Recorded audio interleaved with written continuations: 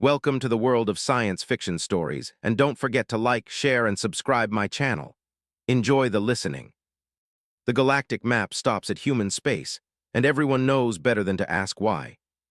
For centuries, the galactic empires expanded, conquering world after world and absorbing species into their vast domains. Yet there was a hard boundary, an invisible wall where every map simply stopped: human space. No one dared venture beyond, no one asked why. The greatest minds of the galaxy whispered about it, but fear kept them silent.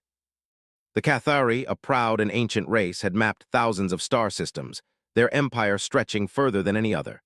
Yet when they reached the human territories, their grand explorers simply stopped. They didn't return, no distress signals, no final messages, no wreckage, just silence. The Galactic Council, a coalition of the most powerful species in the known universe, had long debated the human question. Humans were an oddity, a species that had clawed its way to the stars through war, bloodshed, and sheer reckless determination. Unlike other civilizations that grew through diplomacy or slow advancement, humans expanded like fire, violent, unpredictable, unstoppable. And then, just as suddenly as they had appeared, they stopped. Their ships no longer explored, their colonies did not spread beyond a specific border. No wars, no treaties, and no further expansion.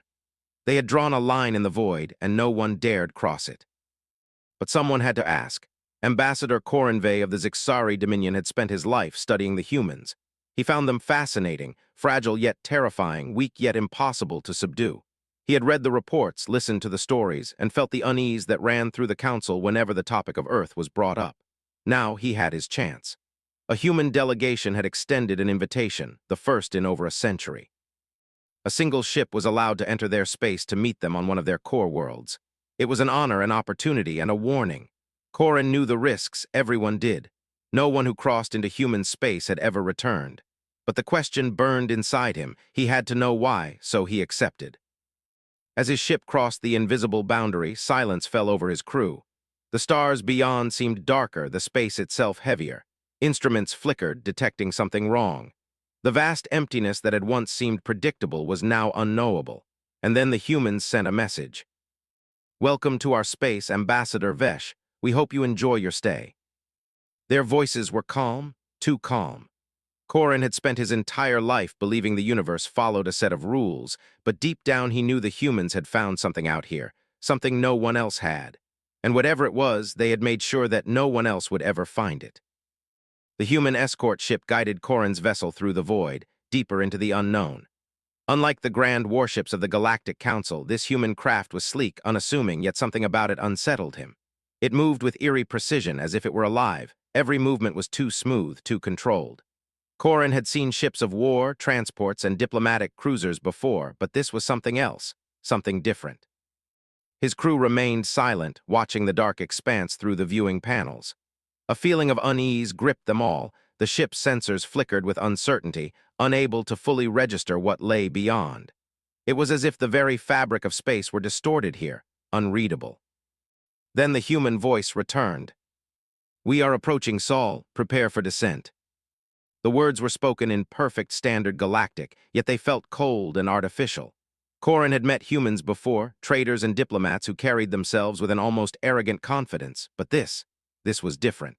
The screen flickered, and for the first time, Corin saw Earth. It was unlike any home world he had seen before. Other species cherished their planets, preserving nature in balance with their cities. But Earth was a paradox. Towering megastructures stretched beyond the clouds, yet vast stretches of untouched wilderness remained, as if the humans refused to let go of their past. The planet was alive, not just with civilization, but with something deeper and more ancient. Their ship entered the atmosphere, and Corin felt it immediately, a presence, a weight pressing against his mind. It wasn't a physical force, but something beyond his understanding. He glanced at his crew, and they felt it too. "Something is wrong," one of them whispered. The ship descended to a landing platform, and the doors opened. A group of humans waited outside, their expressions unreadable. Unlike other races that adorned themselves with medals and extravagant robes, these humans wore simple, practical uniforms. Their leader, a woman with piercing gray eyes, stepped forward. "Ambassador Vesh," she said, "welcome to Earth." Corin studied her, searching for some sign of deception, some clue to the mystery that had kept the galaxy at bay. He saw nothing. No fear, no arrogance, just certainty. They knew something the rest of the universe wasn't meant to know, and he was about to find out why.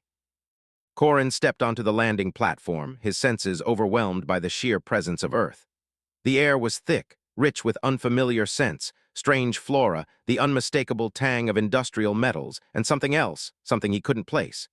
The human leader studied him with unwavering eyes, her expression unreadable. "I am Director Helena Graves," she said. "You must be tired from your journey." Her voice was calm and polite, yet it carried an underlying finality, not a threat, not an invitation, just a statement of fact. "My crew," Corin began, but Helena raised a hand. "They will be accommodated," she said, "but your presence is requested alone."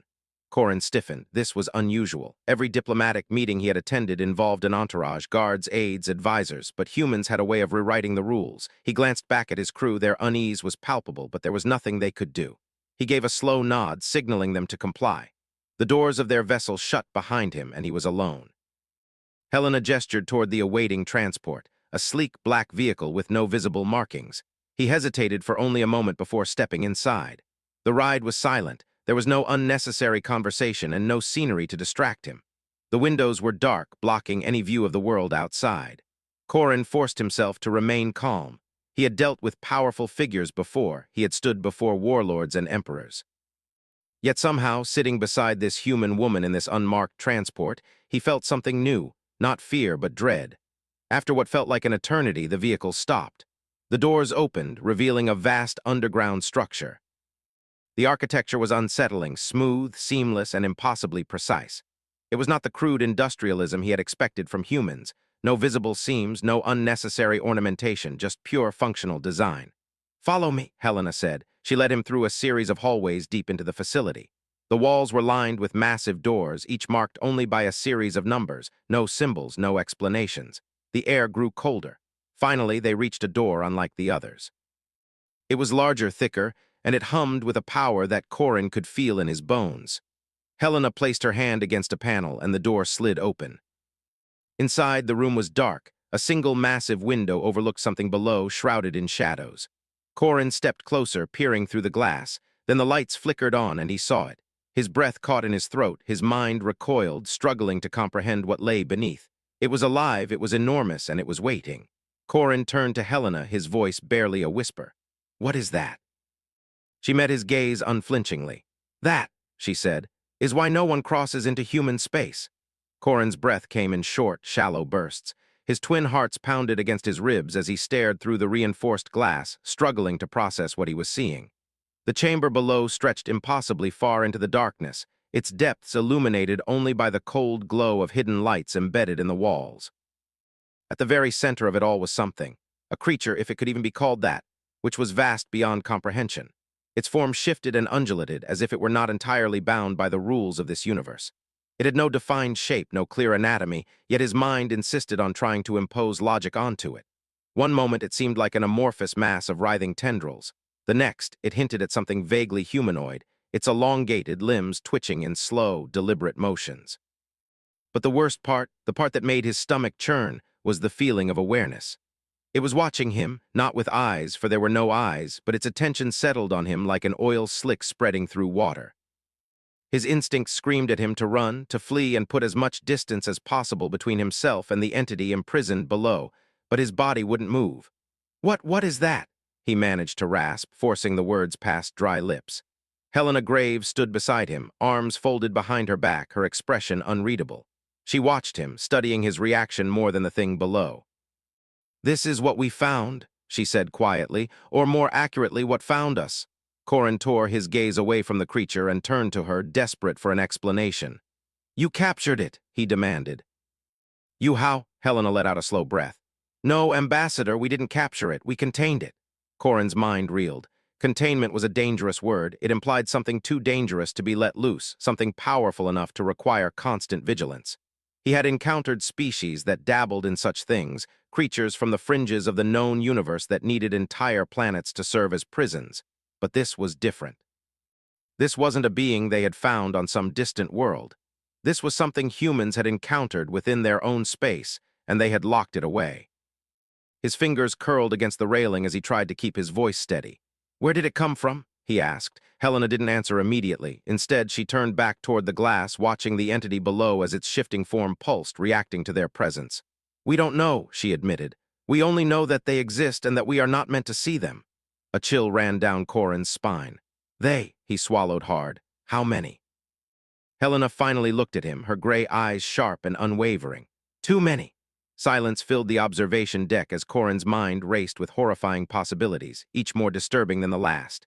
He had always believed that space, for all its mysteries, followed certain rules, that civilizations rose and fell, that empires clashed, that wars were fought and treaties were signed.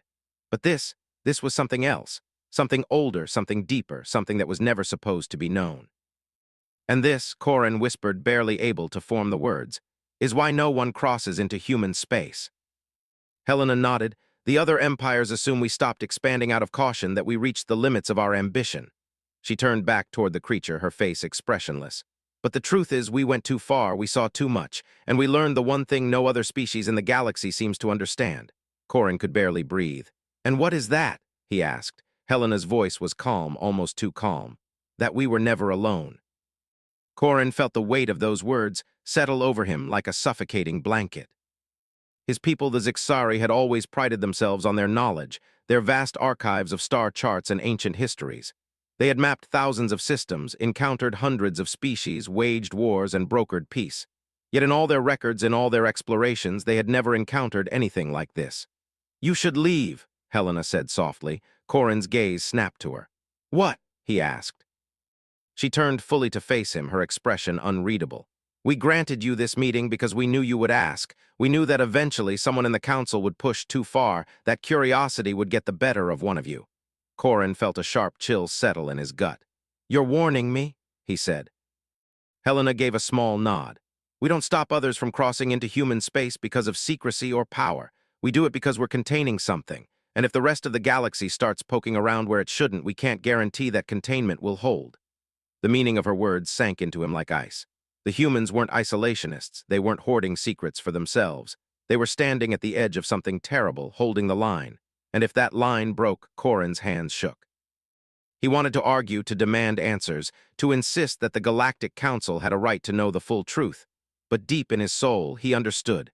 Some truths were better left buried. Some doors were never meant to be opened.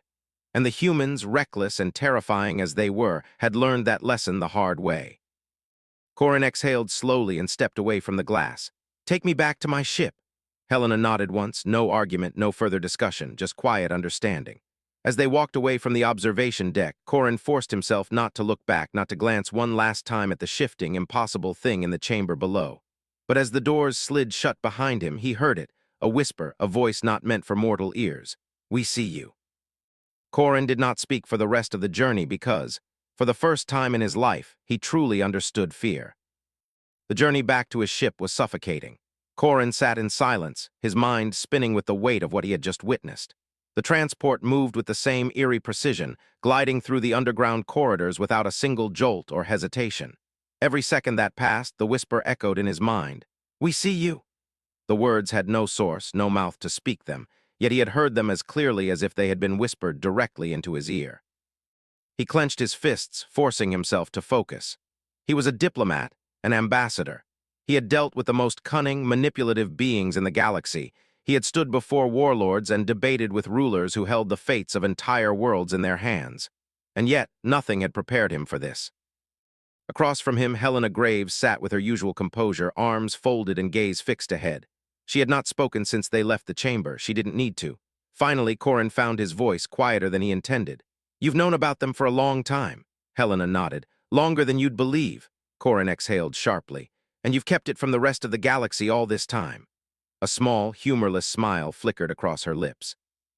In that moment, he wanted to ask if she would have done anything differently. He wanted to insist that the Galactic Council had a right to know, that every species in the universe should unite against a threat of this magnitude. But the words died before they could leave his mouth. He wouldn't have done anything differently because this wasn't a war. This wasn't an enemy that could be fought with fleets and weapons. It was something else, something older, something beyond the comprehension of any species that still believed itself in control of the universe. "How many have seen it?" he asked. Helena's expression darkened. Fewer still who leave with their sanity intact." A shiver ran down his spine. "You will return to your people," she continued, "and you will tell them that humanity refuses to open its borders, that we will not negotiate our stance. And if they push further," she turned her head and met his gaze. For the first time, Corin saw something in her eyes, something ancient, something resolute. Not fear, resolve. "If they push further," she said, "we won't stop them, but we won't be responsible for what happens next." A heavy silence settled between them as Corin let out a slow breath, his mind working through the implications. If he told the council the truth, they would demand evidence. They would send scouts, research teams, then warships. They would probe the depths of human space, believing themselves prepared for what they might find, but they weren't prepared. Not for this. The transport came to a halt. The doors slid open, revealing the landing platform.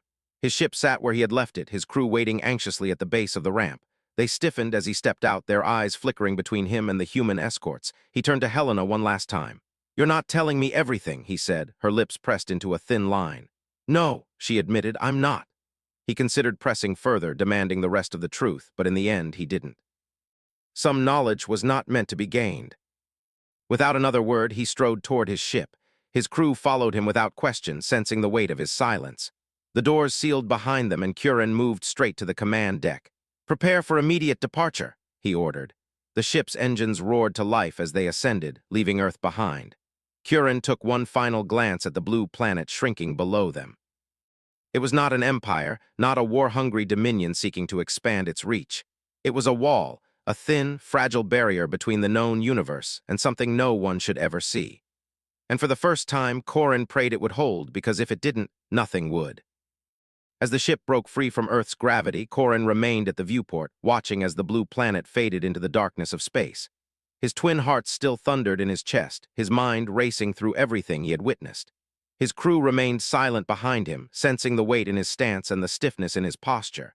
The view of Earth should have been comforting, just another inhabited world among many across the stars, but now it felt different. It was a prison. And for the first time in his life, Corin feared what lay inside. "Ambassador," the voice of his second-in-command, Commander Vake, cut through the silence. "Are we clear to depart?" Corin nodded, forcing his voice to remain steady. "Set course for the council station, no delays." Felix hesitated. "No delays." He cast a quick glance at the planet behind them. "Are we not filing a report with the humans before departure?" "No," Corin said quickly. "We leave now." There was a pause, and then Vake gave a small nod before turning to relay the orders. The crew, though confused, complied without question. The hum of the ship's engines intensified as they powered up for faster-than-light travel. Corin took his seat at the command console, his hands gripping the armrests tighter than necessary, while his mind replayed Helena Graves' final words. "We won't stop them, but we won't be responsible for what happens next." It wasn't a warning, it was a promise. The ship lurched forward, stars streaking past the viewport as they accelerated into the void. Yet no matter how far they traveled, Curran could still feel it, the weight of unseen eyes. The journey back to the Galactic Council station was uneventful, but Curran found no relief. Every moment of silence, every stretch of empty space, felt heavier than before.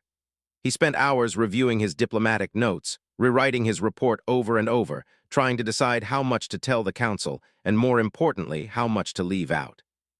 When they finally arrived, the station loomed ahead.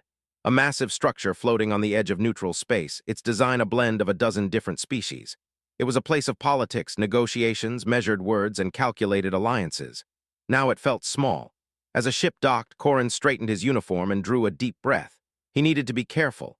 One wrong sentence, one misplaced warning, and the council would push for deeper investigation, and that could not happen. The airlock hissed open, and he was greeted by an escort of officials. They were waiting for him. Word had already spread that he had met with the humans, and a formal meeting was scheduled within the hour. Corin didn't have time to prepare further. As he was led through the pristine halls of the council chambers, he kept his expression unreadable, his mind carefully constructing his words. When the great doors to the assembly opened, dozens of representatives from across the galaxy turned to face him, waiting to hear his report. He took his place at the center of the room, standing tall despite the weight pressing on his shoulders. "The negotiations with humanity have concluded," Corin began steadily, "and their stance remains unchanged. They will not expand, they will not open their borders, and they will not discuss the reasons behind their isolation." Murmurs rippled through the chamber. He could already see the dissatisfaction among the more aggressive factions. They would want to press further, demand answers. Corin inhaled slowly. Now was the moment of decision. Tell the truth and risk everything, or lie and pray the galaxy never learned what lurked beyond the edge of human space. He exhaled, his voice calm, practiced, and controlled. Humanity has chosen their path, and I strongly advise the Council to respect it. Silence followed. Then the voices rose. Some agreed, others protested. Questions were thrown at him from every direction, but Corrin stood firm, his expression unreadable, because there was one truth he knew for certain. Some secrets should never be uncovered, and some warnings should always be heeded, even when they come from the most dangerous species in the galaxy. The council chambers erupted in a chaotic wave of murmurs and debates, the voices of dozens of species rising in frustration. Corrin remained still, letting the noise wash over him. He had expected this reaction. The Galactic Council had spent centuries expanding, learning, and cataloging every corner of the known universe. The idea that a species, a younger species no less, could block them from further exploration was an insult to their collective authority. A voice then cut through the noise. "Ambassador Corrin," he turned his head toward the source. High Chancellor Ver of the Kavar Dominion, a towering figure of scaled green skin and piercing golden eyes, stood from his seat. Unlike the others, his voice carried no frustration, only cold calculation. "You expect us to accept this answer?" Ver asked, his gaze locked onto Corrin like a predator studying its prey. "To simply respect their refusal?" Corrin kept his expression neutral. "Yes." A ripple of dissatisfaction spread through the chamber as Ver's lips curled in something resembling a smile. "And why exactly should we do that?" He leaned forward slightly. "You're asking the Council to abandon a region of space simply because the humans said so. You must understand how weak that sounds." Corrin's fingers twitched at his sides. "It is not weakness," he said carefully. "It is wisdom." Ver's eyes narrowed. "Then share this wisdom with us." The chamber quieted, all eyes on Corrin. He felt his twin hearts pound against his ribs. He had expected this challenge, yet he still had no perfect answer. If he told them the full truth, they would demand proof, and proof would mean expeditions. Expeditions would mean ships entering human space, and then the thing that had whispered to him would know. It would see them. Corrin forced himself to breathe slowly. "The humans have been within their borders for centuries," he said. "They do not seek conquest, nor do they interfere in the affairs of others. If they wished for war, they would have waged it already. If they wished for allies, they would have sought them out. Instead, they remain contained within their space, not because of us, but because of something they will not name." He let the weight of his words settle before continuing. "And if a species as unyielding as humanity refuses to move forward, perhaps we should ask why before demanding they step aside." Ver's golden eyes gleamed. "Or perhaps," he countered, "they have discovered something valuable within their territory and wish to keep it for themselves." Corrin's jaw tightened. This was dangerous. The Kavar Dominion was one of the most ambitious members of the Council. They did not see obstacles, they saw challenges. If Ver believed humanity was hiding something of worth, he would push for forceful intervention. "The humans did not issue threats," Corrin said evenly. "They did not posture, nor did they attempt to deceive me. They made one thing clear." He looked directly at Ver. "If we enter their space, they will not protect us. They will not take responsibility for what happens to those who ignore their warnings." A murmur of unease spread through the chamber as some representatives glanced at each other, their confidence wavering, but Ver remained unimpressed. "And you believe them?" Ver asked. Corrin met his gaze without flinching. "Yes." Ver studied him for a long moment, and then with a slight scoff he sat back in his seat. "Your caution is noted, Ambassador, but—" Corrin knew this wasn't over. Ver wasn't convinced, and neither were others. As the debate continued, Corrin's stomach twisted with unease. He had done what he could, but it wouldn't be enough. There were too many voices in this room who saw mystery as an invitation rather than a warning. They would send ships. They would try to map what lay beyond the human borders. And when they did, something would look back at them. Corrin clenched his hands, a cold dread sinking deep into his bones. He only prayed that when the Council finally understood the truth, it wouldn't be too late. The Council meeting dragged on for hours, filled with debates, counter-arguments, and bureaucratic posturing. Some representatives argued that humanity's secrecy warranted investigation, while others, more cautious, suggested patience and diplomacy. But Corrin knew the Council was not an institution known for patience. By the time the session ended, nothing had been decided outright, but he could see it in their eyes. The gears were already turning. The powerful factions, especially the Kavar Dominion, would not let this mystery go. As Corrin left the chamber, his second-in-command, Vake, fell into step beside him. They're going to send ships, Corin sighed. I know, they won't listen to the warning. They walked in silence for a while, their footsteps echoing in the grand halls of the station. Outside the great windows, the vastness of space stretched endlessly, filled with the lights of arriving and departing ships. Corin wondered how many of them would make it back once they crossed the wrong border. Vake hesitated before speaking again. What exactly did you see on Earth? Corin stopped walking. His mind flashed back to the moment in that underground chamber, the whisper, the suffocating presence, the way reality itself seemed to bend around whatever it was that the humans had hidden. I saw something I don't understand, he said grimly, and I don't want to understand it. For the first time, Vake looked uneasy. That bad? He asked softly. Worse, they resumed walking, but Corin could tell his second in command was shaken. Good. A little fear is better than reckless curiosity. When they reached their ship, Corin wasted no time preparing for departure. He didn't want to linger on the station. He had done what he could. Now he could only wait. As the ship disengaged from the station and set a course for neutral space, Corin allowed himself a brief moment of relief. He had delivered the warning. The rest was out of his hands, or so he thought. Weeks later, the distress call came. Corin was in his quarters when the alert flashed across his screen. His heart pounded as he read the report. A Kevar scouting vessel had gone missing in human space. More reports followed in quick succession. Ships sent to investigate had also vanished. No wreckage, no distress beacons, no survivors, just silence. The council was in chaos. The Kevar Dominion was demanding answers. The humans gave none. They simply repeated the same message. Do not come here. Do not send more ships. We will not help you. Corin felt a deep chill settle in his bones. This was it, the thing he had feared. Someone had ignored the warning, and now something was awake. The council convened an emergency session. Tensions were high. The representatives were divided. Some demanded retaliation against humanity for their refusal to cooperate, while others urged caution, fearing an unseen threat. High Chancellor Vera was livid. We have lost our people, he roared, slamming a clawed fist onto the table, and the humans refused to answer for it. Corin sat silently, his mind racing as he pieced things together. He knew deep down that the humans weren't responsible for the missing ships. Something else had taken them. A deep dread filled him as he recalled Helena Graves' words, "We won't stop them, but we won't be responsible for what happens next." This was exactly what she meant. Corin addressed Chancellor Vera. You believe humanity is withholding information, he said. That may be true, but I urge you to consider, what if this is not their doing? Vera's eyes burned with anger. Then who else could be responsible? Corin hesitated, choosing his words carefully.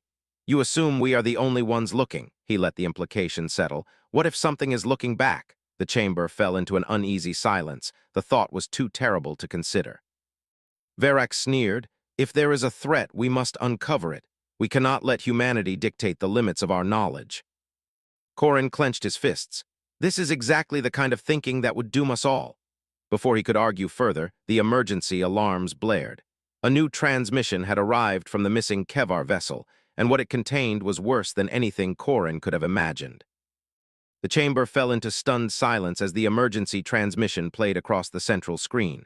The image was grainy and flickered with static, but the voice that came through was unmistakably Kevar. This is Scout Vessel Vorage. We are lost. The voice trembled. Corin had never heard a Kevar sound afraid before. They were a warrior species, bred for battle, their culture built on strength and dominance. But this was terror. They are here, the voice continued, now barely a whisper. Not human, they are watching, we were wrong, we were. A sudden burst of static cut off the voice. Then something else came through, not a scream, not a cry for help, but a sound. A low, distorted whisper layered over itself 1,000 times, as if a chorus of unseen mouths were speaking in unison. It wasn't in any known language, it was something deeper, something primal. Every single person in the chamber felt it. Some clutched at their chests as if the sound alone was pressing against their lungs. Others shuddered as a deep, cold dread crawled down their spines. Then suddenly, silence. The transmission cut out, leaving the chamber frozen in horror. No one spoke. No one moved until Vera stood. Where did that signal come from? His voice was sharp, yet there was an edge to it, something he was trying to suppress. A technician hesitated before responding. It originated from the far edge of human space. Vera's jaw tightened. Then we send a fleet. Corin's stomach dropped. You can't be serious. Vera turned to him, eyes burning. We have lost ships, we have lost people. You expect us to sit idly by while that thing, Corin interrupted, was not Kevar, it was not human, it was something else. Vera scoffed. And what do you suggest, that we leave our missing to whatever horror lurks out there? Corin's mind raced. There has to be another way, send a diplomatic envoy, speak with the humans, they know what's out there. If we push into their space without understanding, Varek slammed his fist onto the table, understanding is for cowards. Action is what we need now. Corin clenched his fists. If you send ships into human space, you won't just be dealing with the humans, his voice lowered. You'll be dealing with whatever they are hiding from. For the first time, Ver hesitated, not because he was convinced, but because the fear in the room was palpable. The transmission had shaken the council. They all felt something unnatural in that whisper, something beyond their comprehension. But warriors like Vera did not yield to fear. They fought against it. And Curran knew deep down that no argument would stop him. Now Vera turned away. We mobilize a fleet. 2 standard weeks later, the fleet arrived at the edge of human space. Corin had not been invited. He had not been consulted. He had only received a brief, cold message from Vera, stay out of the way. And so he did. He stayed in his vessel, stationed at a distance, monitoring the situation from afar and watching, waiting. At first, nothing happened. The Kavar fleet sent out long-range scans. They found nothing. No wreckage, no human defenses mobilizing, just empty space. And then the whispers began, not over comms, not over any known frequency, but inside their minds. It started as an itch in the back of their thoughts, a quiet presence, a feeling of being observed. Then the voices grew louder. One by one, crew members began reporting hearing something, a whisper just beyond the edge of comprehension. And then the shadows came. They weren't ships, they weren't life forms, they weren't anything the Kavar had words for. They were just there, watching, waiting. One Kavar vessel opened fire, and that was when the screaming began. It didn't come from comms, it came from the ships themselves. Metal twisted, hulls bent as if unseen hands were crushing them from the inside out. Some ships tried to escape, only to vanish mid-flight, winking out of existence without a trace. The flagship tried to transmit a distress signal. The last words the fleet sent back to the council were, "We were wrong." Then silence. The entire fleet was gone, not destroyed, not obliterated in battle, simply erased as if they had never been there at all. 3 days later, Corin sat alone in his quarters, staring blankly at the void outside his viewport. He had known this would happen. He had tried to stop it, and yet even he had not expected the sheer, unfathomable finality of it. The Kavar Dominion was in chaos. The council was shaken to its core. Even Varak, the arrogant, unshakable warrior, had disappeared, lost to whatever force had claimed his fleet. Humanity remained silent. No threats, no warnings, no reaction at all. As if this outcome had been inevitable, as if this was not the first time it had happened. A private message appeared on Corin's screen from an anonymous sender, a single line of text. "We told you not to look." Corin closed his eyes. Somewhere out in the darkness, something was awake now, and it knew they had seen it. The message sat on his screen, its meaning sinking deep into his thoughts like a stone in a vast, black ocean. "We told you not to look." Not a threat, not a warning, just a statement of fact. His hands clenched into fists. The Kavar fleet was gone. Not destroyed, not crippled, just erased, as if they had never existed in the first place. And humanity, they didn't retaliate, they didn't celebrate, they simply watched, unbothered, as if this had all played out before. Corin exhaled slowly. He had one choice now, one chance to do what no one else had the sense to do. He had to talk to the humans. The journey to Earth was uneventful. No human ships intercepted him, no warnings blared through his comms. But that was what unsettled him most. They knew he was coming, and they weren't stopping him. That meant one of two things. Either they didn't see him as a threat, or they didn't see anyone as a threat anymore. The surface of Earth was as unassuming as ever, bright blue oceans, vast continents teeming with life, cities stretching into the sky filled with technology that lagged behind what some other species had developed. Yet here, humanity was untouched, unchallenged, unafraid. Helena Graves was waiting for him. She stood on a quiet observation deck overlooking a sprawling city, hands folded behind her back, a faint smirk on her face. "I was wondering when you'd show up," she said. Corin stopped a few paces away from her. "You knew this would happen," he replied. Helena tilted her head slightly. "We warned you." Corin's hands twitched. "You let them die," her smirk faded. "No," she said, turning to face him fully. "We let them make their own choice." Corin growled in frustration. "And what is this thing, the one that took them? What did they wake up?" Helena studied him, as if deciding how much to say, then sighed.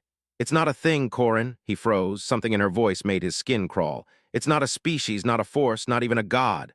She looked out over the city again. It's the space between things. Corin's pulse pounded in his ears. I don't understand. You don't need to, Helena replied quietly. We learned a long time ago that some questions shouldn't be asked, some doors shouldn't be opened, but every species that rises, that builds, that hungers for more, they all make the same mistake. They think the void is empty. She turned back to him, her expression unreadable. But the void isn't empty, Corin. It's just silent until someone makes the wrong kind of noise. His breath caught in his throat. The Kavar fleet hadn't been destroyed. They had been heard, and whatever had heard them had reached back. Corin shook his head. That doesn't make sense. How could you know all this? Helena smiled sadly, a tired kind of smile. Because we were the first ones to look. The realization struck him like a physical blow. Humanity had already made this mistake long ago, and they had survived. Corin stepped back, his mind racing. You're keeping it contained as much as we can, but for how long? Helena exhaled slowly. For as long as we don't repeat the mistakes of others. Corin looked past her at the vast, thriving planet of Earth. A species that had stopped expanding, had stopped reaching too far, and knew better than to challenge the unknown. And now he understood why the galactic map ended at human space. Not because humans were a threat, but because humans knew where the real threat lay, and the rest of the galaxy was too arrogant to listen. Corin's stomach churned with unease. What happens next? He asked. Helena's voice was steady. That depends. She met his gaze, and for the first time, Corin saw something ancient and haunted behind her eyes, a question of whether or not the galaxy could learn to be quiet. Corin left Earth that day with more questions than answers, but one thing was certain. There was no war to fight, no enemy to defeat. Just an endless, watching silence, and the knowledge that somewhere out in the void, something was still listening.